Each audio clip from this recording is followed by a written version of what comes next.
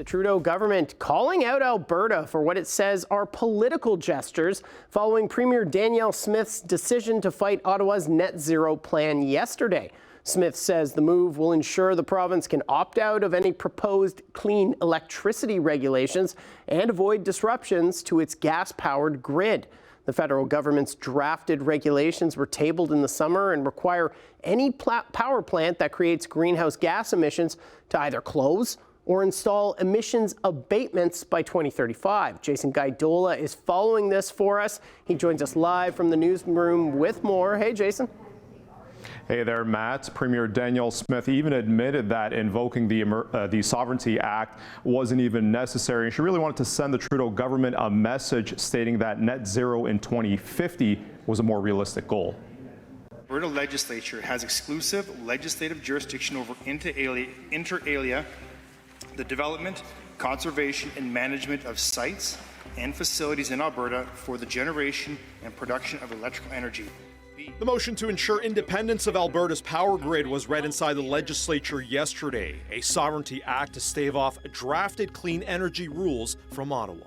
The Legislative Assembly is of the opinion that A, the federal initiative is unconstitutional. It was yesterday when Alberta Premier Danielle Smith invoked the safeguard for the first time, legislation to deny the federal government's plans to regulate the province's oil and gas sector and demands to meet net zero targets by 2035. Invoking the so-called Sovereignty Act is either illegal or a dishonest stunt to claim it is.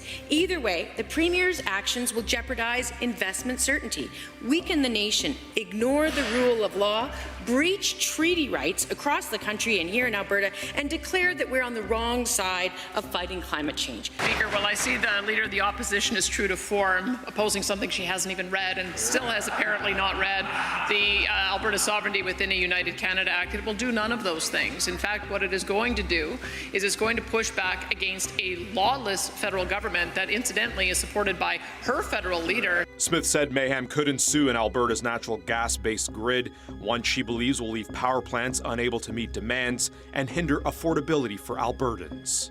We all know that net zero by 2035 is simply not possible. Not only has our electric system operator has said so, the operator in Saskatchewan has said so, the operator in Ontario has said so, our industry leaders have said so.